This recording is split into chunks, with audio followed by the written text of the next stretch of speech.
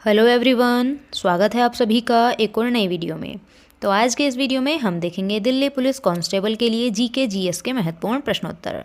यह वीडियो आपकी दिल्ली पुलिस परीक्षा के लिए महत्वपूर्ण है, तो वीडियो के अंत तक बने रहें और यदि चैनल पर नए हों तो चैनल को सब्सक्राइब जरूर कर लें। तो इससे पहले के वीडियो में हम 250 प्रश्न देख चुके हैं। आज का प्रश्न नंबर है 251।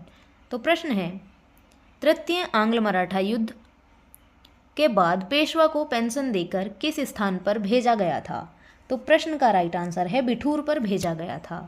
ऑप्शन नंबर सी, बिठूर भेज दिया गया था। नेक्स्ट है, शिवाजी के शासनकाल में निम्नलिखित में से कौन सा कर वसूल किया जाता था?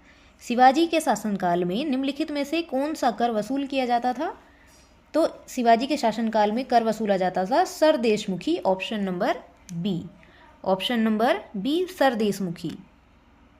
अगला प्रश्न है, निम्नलिखित में से किस राजा को औरंगजेब ने छत्रपति शिवाजी महाराज के विरुद्ध युद्ध के लिए भेजा था?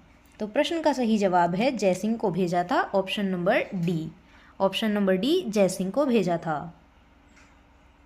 नेक्स्ट है, शिवाजी का जन्म इनमें से किस किले में हुआ था? शिवाजी का जन्म किस किले में हुआ था? तो शिवाजी का जन्म हुआ था शिवनेरी किले में। Option number D. Option number D, Shivneri. अगला प्रश्न है, मराठों ने किस वर्ष में अहमद शाह अब्दाली से पराजित होकर सत्ता खो दी थी? तो 1761। ऑप्शन नंबर ए। मराठों ने 1761 में अहमद शाह अब्दाली से पराजित होकर सत्ता खो दी थी। ऑप्शन नंबर ए। अगला प्रश्न है, निम्न में से किस पेशवा को नाना साहब के नाम से जाना जाता है? किस पेशवा को नाना साहब के नाम से जाना जाता है? तो बालाजी बाजी राव को नाना साहब के नाम से जाना जाता है। ऑप्शन नंबर ए। नेक्स्ट है, अमृतसर में प्रसिद्ध स्वर्ण मंदिर निम्नलिखित में से किस सिख द्वारा पूर्ण किया गया था? किस सिख द्वारा पूर्ण किया गया था? तो गुरु अर्जुन देव जी द्वारा पूर्ण किया गया था। ऑप्शन नंबर डी, गुरु अर्जुन देव जी। नेक्स्ट है, निम्नलिखित में से किस लिपि में पंजाबी भाषा लिखी जाती है? किस लिपि में पंजाबी भाषा लिखी जाती है? तो गुरुमुखी लिपि में पंजाबी भाषा लिखी जाती है। ऑप्शन नंबर ए। नेक्स्ट है, गुरु ग्रंथ साहिब किस धर्म का पवित्र ग्रंथ है? गुरु ग्रंथ साहिब किस धर्म का पवित्र ग्रंथ है? तो सिख धर्म का पवित्र ग्रंथ है। Option number C. नेक्स्ट है, गुरु नानक देव जी ने सिख धर्म की स्थापना किस ईसवीं शताब्दी में की थी? तो ये की थी ऑप्शन नंबर सी, 15वीं शताब्दी में। Option number C. अगला प्रश्न है, श्री गुरु गोविंद सिंह जी ने किस वर्ष में खालसा पंथ की स्थापना की थी? खालसा पंथ की स्थापना की थी 1699 में। Option number B. Option number B. Next है, निम्नलिखित में से किसने हैदराबाद शहर बसाया था? किसने हैदराबाद शहर बसाया था? तो ये बसाया था मोहम्मद कुली कुतुब शाह ने। Option number A. Mohammed Quli Qutub Shah ने हैदराबाद शहर को बसाया था। अगला प्रश्न है, आदिल शाह का मकबरा गोल गुंबज किस राज्य में स्थित है? आदिल शाह का मकबरा गोल गुंबज किस राज्य में स्थित है? तो ये कर्नाटक में स्थित है। ऑप्शन नंबर सी, कर्नाटक में स्थित है। अगला प्रश्न है, जैन उल आबदीन अपने सहिष्णु विचारों के लिए जाना जाता था, वह किस साम्राज्य का सुल्तान था? तो ये था कश्मीर का। Option number C. Option number C. अगला प्रश्न है, मध्ययुगीन काल में सरकी राजाओं ने अटाला मस्जिद को किस स्थान पर बनवाया था? तो अटाला मस्जिद बनवाई गई थी जौनपुर में। Option number B. Option number B. अगला प्रश्न है, भारत में वास्को डी गामा सर्वप्रथम कहाँ पर उतरा था? भारत में वास्को डी गामा सर्वप्रथम कालीकट पर उतरा था। Option number C. अगला प्रश्न है, किस विदेशी शक्ति ने भारतीय काली मिर्च के व्यापार को शाही एकाधिकार बना दिया था? तो ये बनाया था पुर्तगालियों ने। Option number D. पुर्तगाली शक्ति ने भारतीय काली मिर्च के व्यापार को शाही एकाधिकार बना दिया था। ऑप्शन नंबर डी, पुर्तगाली। नेक्स्ट है, भारत में समुद्री व्यापार केंद्र स्थापित करने वाले यूरोपीय लोग कौन थे? भारत में समुद्री व्यापार केंद्र स्थापित करने वाले पहले यूरोपीय लोग कौन थे? तो ये भी पुर्तगाली ही होगा। ऑप्शन नंबर डी, पुर्तगाली। अगला प्रश्न है, गोवा को पुर्तगाल से स्वतंत्रता किस वर्ष में प्राप्त हुई थी? गोवा को पुर्तगाल से स्वतंत्रता प्राप्त हुई थी 1961 में। Option number C. Option number C. अगला प्रश्न है, कैप ऑफ गुड होप कहाँ स्थित है? कैप ऑफ गुड होप कहाँ स्थित है? तो ये दक्षिण अफ्रीका में स्थित है। Option number B. अगला प्रश्न है, बक्सर के युद्ध में अंग्रेजी सेना का नेतृत्व किसने किया था? बक्सर के युद्ध में अंग्रेजी सेना का नेतृत्व किया था हेक्टर मुनरो ने। Option number C, Hector Munro ने। अगला प्रश्न है, प्लासी के युद्ध में ब्रिटिश ईस्ट इंडिया कंपनी के सैन्य दल का नेतृत्व किसने किया था? प्लासी के युद्ध में ब्रिटिश ईस्ट इंडिया कंपनी के सैन्य दल का नेतृत्व किसने किया था? तो ये किया था रॉबर्ट क्लाइव ने। Option number B. Option number B, Robert Clive ने। अगला प्रश्न है, एंग्लो मैसूर युद्ध 18वीं शताब्दी के दौरान मैसूर के शासकों और अंग्रेजी ईस्ट इंडिया कंपनी के बीच लड़ा गए युद्धों में से एक श्रृंखला थी। तो प्रश्न का राइट आंसर है 4। Option number B. Option number B. अगला प्रश्न है, आंग्ल मैसूर युद्ध का समापन निम्नलिखित में से किस युद्ध के साथ हुआ था? आंग्ल मैसूर युद्ध का समापन निम्नलिखित में से किस युद्ध के साथ हुआ था? तो श्रीरंगपट्टनम के युद्ध के साथ। ऑप्शन नंबर ए। ऑप्शन नंबर ए। अगला प्रश्न है, श्रीरंगपट्टनम में हुए चौथे एंग्लो मैसूर युद्ध में किसकी हत्या हुई थी? तो किसकी हत्या हुई थी? टीपू सुल्तान की हत्या हुई थी। श्रीरंगपट्टनम में हुए चौथे एंग्लो मैसूर युद्ध में टीपू सुल्तान की हत्या हुई थी। Option number D. अगला प्रश्न है, वांडीवास का निर्णायक युद्ध किन के मध्य लड़ा गया था? वांडीवास का निर्णायक युद्ध किन के मध्य लड़ा गया था?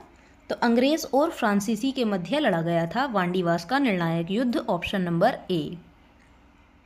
नेक्स्ट है, किस संधि के परिणाम स्वरूप रणजीत सिंह और ईस्ट इंडिया कंपनी के बीच क्षेत्रों का सीमांकन हुआ था?